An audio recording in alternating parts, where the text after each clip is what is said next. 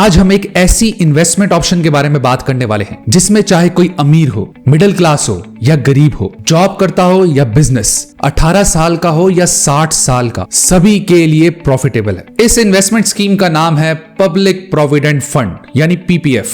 सोचो एक ऐसी फाइनेंशियल स्कीम जो देती है जबरदस्त रिटर्न, कवर करती है सारे रिस्क यानी 100% रिस्क फ्री, देती है टैक्स बेनिफिट्स और सबसे इंपॉर्टेंट लीगल इम्यूनिटी, जिसके बारे में आप में से ज्यादातर लोग नहीं जानते हो। वो भी सब कुछ एक ही स्कीम में। बॉस कहना तो पड़ेगा, है जबरदस्त। तो इस वीडियो में हम पीपीएफ के राज खोलेंगे, जैसे returns, eligibility, lock in period, risk, tax benefits और पीपीएफ कैलकुलेटर से कैलकुलेट करके भी देखेंगे कि कैसे आपकी छोटी छोटी इन्वेस्टमेंट्स लाखों में बदल सकती है। तो चलिए वीडियो शुरू करते हैं।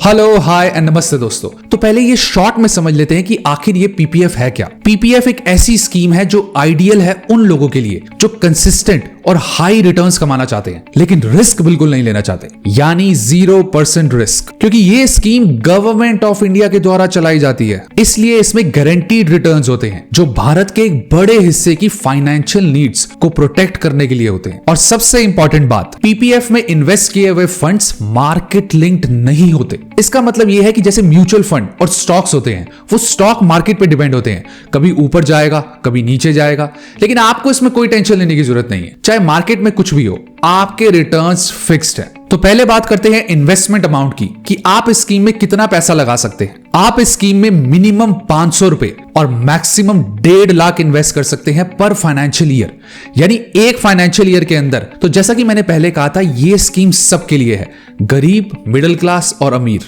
फॉर एग्जाम्पल, मान लीजिए कि अगर आप इसमें 5 या 10 लाख का अमाउंट इन्वेस्ट करना चाहते हैं तो आपको हर साल 1.5 लाख करके इन्वेस्ट करना होगा। आप 1.5 लाख से ज्यादा एक साल में इन्वेस्ट नहीं कर सकते। एक जरूरी बात, अगर आपने एक साल में मिनिमम 500 रुपए अपने पीपीएफ अकाउंट में नहीं डिपॉजिट किया तो आपका पीपीएफ अकाउंट डीएक्टिवेट हो जाएगा और फिर दोबारा एक्टिवेट करने के लिए आपको 50 रुपए यानी 50 रुपीस पर ईयर का फाइन देना होगा। इसलिए कम से कम 500 रुपए अपने पीपीएफ अकाउंट में हर साल डिपॉजिट करें ही करें। अब बात करते हैं रिटर्न्स की, यानी स्कीम पे आखिर मिलता कितना है। पीपीएफ यानी पब्लिक प्रोविडेंट फंड का इंटरेस्ट रेट भारत सरकार द्वारा तय किया जाता है, यानी गवर्नमेंट ऑफ इंडिया डिसाइड करती है इसका इंटरेस्ट रेट। इस स्कीम का मेन एम ये होता है कि जितने भी देश में कमर्शियल बैंक है और वो जो भी इन्वेस्टमेंट स्कीम चला रहे हैं उससे ज्यादा इंटरेस्ट आपको मिले। अगर पीपीएफ के करंट रेट ऑफ रिटर्न की बात करें तो वो है 7.1%, जो हर 3 महीने बाद गवर्नमेंट ऑफ इंडिया रिवाइज करती है महंगाई और मार्केट के हिसाब से,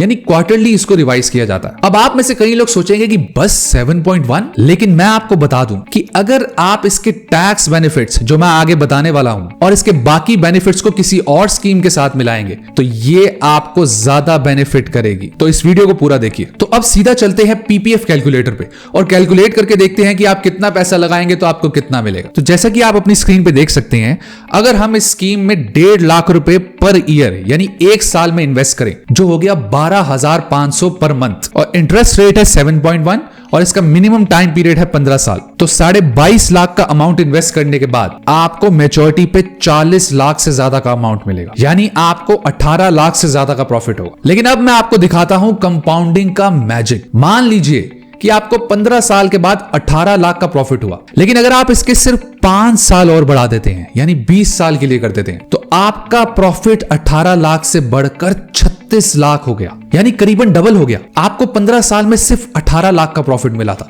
लेकिन सिर्फ 5 साल बढ़ाने से वो 36 लाख से ज्यादा का अमाउंट। ये होती है कंपाउंडिंग की पावर। वहीं अगर आप इसको 5 साल और बढ़ाते हैं यानी 25 साल के लिए कर देते हैं तो आपको 65 लाख का प्रॉफिट होगा। अब आते हैं एलिजिबिलिटी पे, यानी इसमें कौन कौन इन्वेस्ट कर सकता है। पीपीएफ में इन्वेस्ट करने के लिए पहली कंडीशन ये होती है कि आपको एक इंडियन सिटीजन होना चाहिए। दूसरी कंडीशन ये है कि आप सिर्फ एक पीपीएफ अकाउंट खोल सकते हैं। तीसरी कंडीशन ये होती है कि आप किसी माइनर के नाम पे भी अकाउंट खोल सकते हैं जो 18 साल से नीचे है। और चौथी और लास्ट कंडीशन होती है कि एनआरआई और हिंदू अनडिवाइडेड फैमिली इस स्कीम में इन्वेस्ट नहीं कर सकते। लेकिन वो एनआरआईज जिन्होंने स्कीम में पहले से ही इन्वेस्ट कर रखा है जब वो इंडिया में रहते थे या इंडियन सिटीजन थे, वो ये स्कीम कंटिन्यू कर सकते हैं 15 साल के लिए, लेकिन वो इसको एक्सटेंड नहीं करा सकते। अब आते हैं लॉक इन पीरियड पे कि आखिर इस स्कीम में पैसा कितने साल के लिए जमा करना होता है। पीपीएफ यानी पब्लिक प्रोविडेंट फंड का लॉक इन पीरियड एक क्रूशियल पॉइंट होता है इन्वेस्टर्स के लिए। ये लॉक इन पीरियड 15 साल का होता है, यानी मिनिमम इस स्कीम में आप पैसे 15 साल के लिए इन्वेस्ट करते हैं, जो आपके अकाउंट खोलते ही शुरू हो जाता है। लेकिन अब आप में से बहुत लोग सोचेंगे कि यार अगर हमें 15 साल से पहले पैसों की जरूरत पड़ गई तो, कोई इमरजेंसी आ गई तो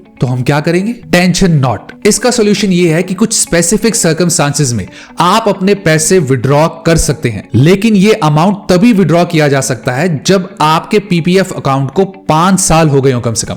यानी मान लीजिए अगर आपने अपना पीपीएफ अकाउंट 2010 में खोला था तो 5 साल के बाद यानी 2015 के बाद ही आप इसमें से विड्रॉल कर सकते हैं, वो भी उसकी लिमिट है 50%। इसको और आसानी से समझने के लिए हम एक एग्जांपल ले लेते हैं।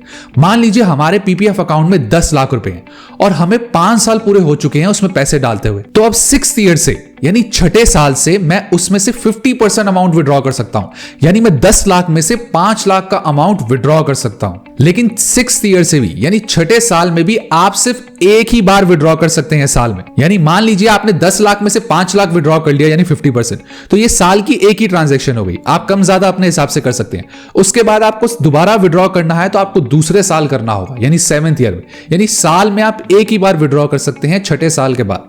लेकिन अब ये क्वेश्चन आता है कि अगर आपको छठे साल से पहले ही पैसे की जरूरत पड़ गई तो उस केस में आप क्या करेंगे? उसके लिए गवर्नमेंट आपको एक और ऑप्शन देती है और वो है लोन। आप अपने पीपीएफ अकाउंट में 3 साल से लेकर 6 साल तक 25% अमाउंट का लोन ले सकते हैं, जितना भी आपके अकाउंट में बैलेंस है। फॉर एग्जांपल मान लीजिए अगर आपके अकाउंट में 10 लाख रुपए हैं तो आप 2.5 लाख तक का लोन बड़े आराम से ले सकते हैं। अब आते हैं इस स्कीम के स्टार पे, जो है टैक्स बेनिफिट्स। पीपीएफ अकाउंट पर गवर्नमेंट इनकम टैक्स एग्जेम्पशन देती है। इस इन्वेस्टमेंट का पूरा अमाउंट इनकम टैक्स एक्ट 1961 के 80C सेक्शन के अंडर आप क्लेम कर सकते हैं और उसको वेव करवा सकते हैं। यानी आप हर साल 1.5 लाख तक का एग्जेम्पशन ले सकते हैं इस स्कीम पर, जो इस स्कीम का मैक्सिमम इन्वेस्टमेंट अमाउंट है। और सिर्फ यही नहीं, आपको जो भी इंटरेस्ट मिलेगा इस पीपीएफ अकाउंट पर वो भी 100% टैक्स फ्री होगा। अब आते हैं अपने लास्ट और इंपॉर्टेंट पॉइंट पे, जो है लीगल इम्यूनिटी। पीपीएफ अकाउंट्स के थ्रू सिर्फ फाइनेंशियल सिक्योरिटी ही नहीं बल्कि लीगल इम्यूनिटी भी मिलती है। आपके पीपीएफ अकाउंट में रखे गए फंड्स को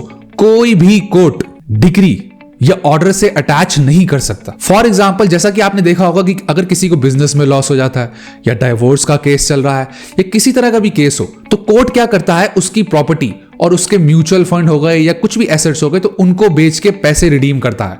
लेकिन पीपीएफ में आपको यह बेनिफिट और एक लीगल इम्यूनिटी मिलती है कि कोई भी कोर्ट आपके पीपीएफ फंड्स को अटैच नहीं कर सकता। ये सिर्फ आपके हैं और बिल्कुल सेफ रहेंगे। तो चाहे रिटायरमेंट प्लान हो या आपको अपना या अपने बच्चों का फ्यूचर सिक्योर करना हो, पीपीएफ बन सकता है आपका अल्टीमेट फाइनेंशियल सुपर हीरो। तो अब मिलेंगे ऐसी ही अगली इंटरेस्टिंग येट इंफॉर्मेटिव वीडियो में। तब तक के लिए do like, share, comment and subscribe to my YouTube channel which is money right.